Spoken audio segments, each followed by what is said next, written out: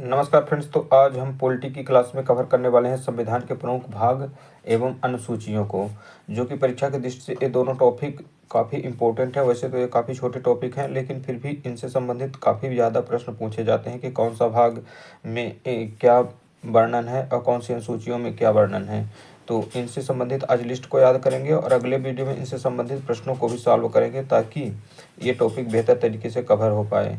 तो आइए पढ़ते हैं पहले संविधान के प्रमुख भाग। संविधान के प्रमुख भाग में पहला भाग आता है कि भाग 1, जिसमें वर्णन है संघ और उसका राज्य क्षेत्र। तो संविधान के पहले भाग में क्या वर्णन है, वो है संघ और उसके राज्य क्षेत्र का वर्णन है, जो कि यह है 1 से लेकर अनुच्छेद 4 तक। अनुच्छेद 1 से 4 तक इसमें संघ और उसके राज्य क्षेत्र का वर्णन है। तो भारत को राज्य और संघीय क्षेत्रों में विभाजित करने से संबंधित प्रावधान किसके अंतर्गत आते हैं, तो वो है भाग 1। अब आ जाता है नेक्स्ट भाग 2। भाग 2 में वर्णन है नागरिकता का, सिटीजनशिप। किसी व्यक्ति को कैसे नागरिकता प्राप्त होगी, इससे जुड़े हुए जो प्रावधान हैं उनका वर्णन अनुच्छेद 5 से 11 तक भाग 2 के अंतर्गत शामिल है। नेक्स्ट आता है भाग 3। भाग 3 में है मौलिक अधिकार, फंडामेंटल राइट का वर्णन है, जो है कि अनुच्छेद में 12 से 35 तक, और भाग में के अंतर्गत भाग 3 में आता है, जो कि नागरिकों के मौलिक अधिकार जैसे स्वतंत्रता, समानता, न्याय की गारंटी का इसमें वर्णन किया गया है। नेक्स्ट है भाग 4। भाग 4 के अंतर्गत आता है टीपीएसपी, अर्थात राज्य के नीति निर्देशक तत्व। तो राज्य के नीति निर्देशक तत्वों का अनुच्छेद में 36 से 51 तक वर्णन है, जो कि भाग 4 का हिस्सा है। नीति निर्देशक तत्व राज्य को लोक कल्याण के लिए नीतियां बनाने के लिए क्या करते हैं, निर्देश देते हैं। नेक्स्ट आता है भाग 4 ए। भाग 4 ए में वर्णन है मूल कर्तव्यों को, फंडामेंटल ड्यूटीज। तो फंडामेंटल ड्यूटीज का वर्णन किसके हैं, भाग 4 ए, जो कि अनुच्छेद 51 में है, और यह नागरिकों के कर्तव्यों का क्या है, इसमें वर्णन मिलता है। नेक्स्ट आ जाता है भाग 5।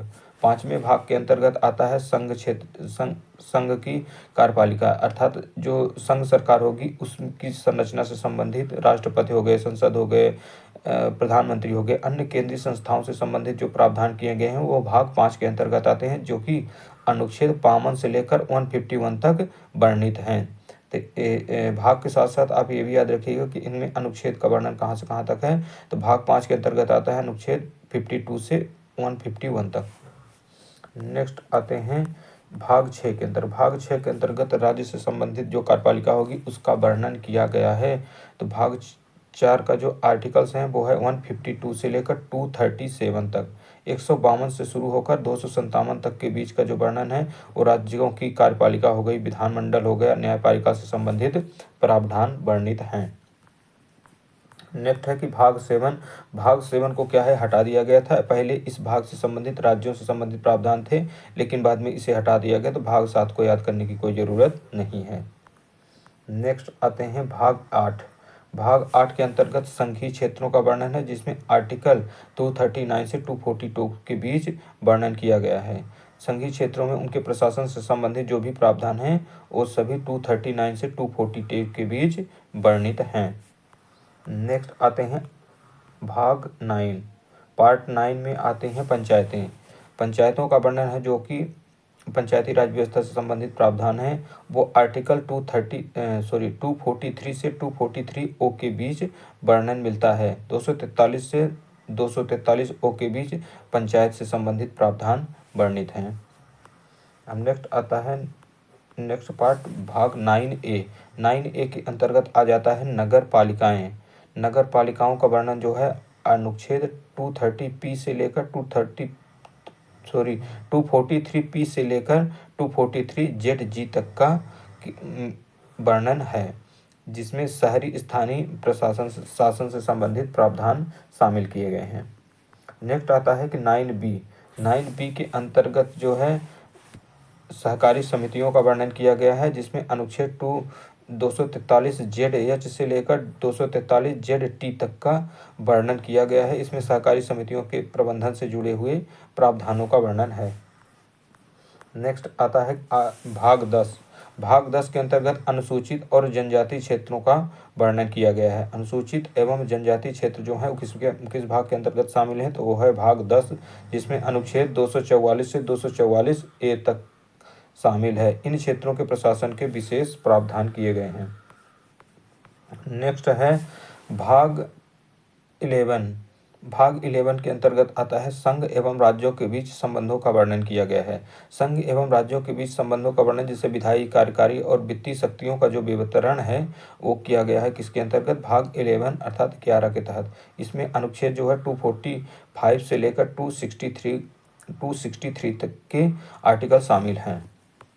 नेक्स्ट आते हैं भाग 12। भाग 12 के अंतर्गत वित्त, संपत्ति, अनुबंध और वाद से संबंधित प्रावधान किए गए हैं, जिसमें अनुच्छेद 264 से लेकर 300A तक अनुच्छेद शामिल किए गए हैं। वित्तीय प्रबंधन और संपत्ति से संबंधित जो भी प्रावधान हैं वो सभी भाग 12 के अंतर्गत शामिल किए जाते हैं।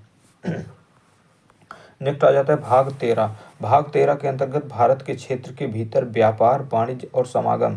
भारत के क्षेत्र के भीतर व्यापार, वाणिज्य और समागम का जो भी वर्णन किया गया है वो अनुच्छेद 301 से 307 के बीच किया गया है। यह व्यापार और वाणिज्य के प्रबंधन से जुड़े हुए प्रावधानों का वर्णन है इसमें।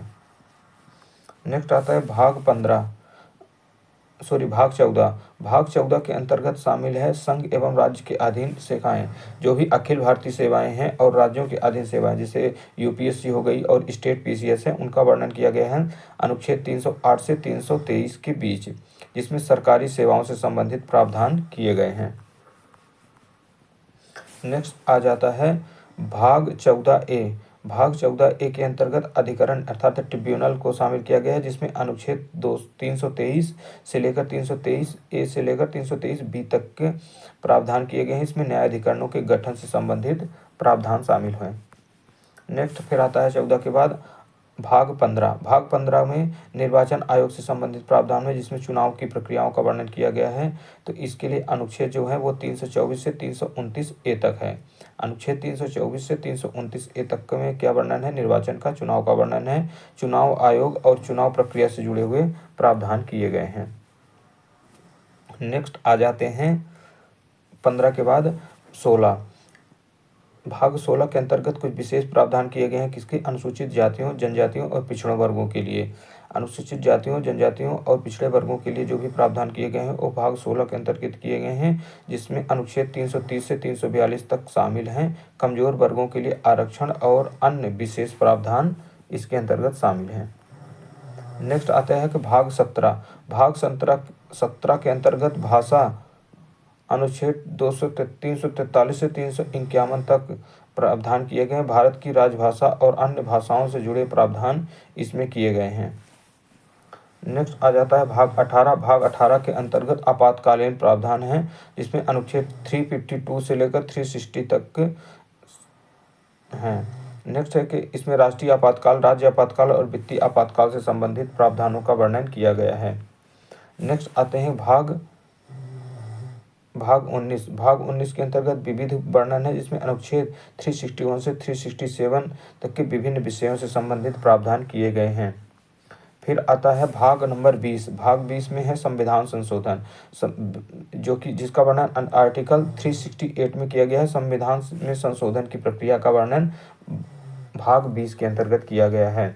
भाग 21 में आता है अस्थायी, परिवर्ती और विशेष प्रावधान, जिनका वर्णन अनुच्छेद 369 से लेकर 392 तक भी किया गया है। यह अस्थायी और विशेष प्रावधान से संबंधित है।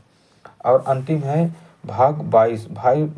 भाग 22 के अंतर्गत संक्षिप्त नाम, प्रारंभ, भाषा, इससे संबंधित जो भी जानकारी है वो दी गई है, जिसका वर्णन अनुच्छेद 393 से 395 के बीच में किया गया है।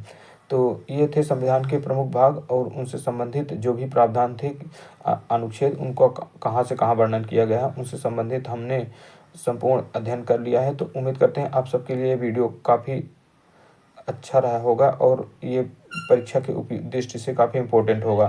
तो आप सभी को बहुत बहुत धन्यवाद। जय हिंद।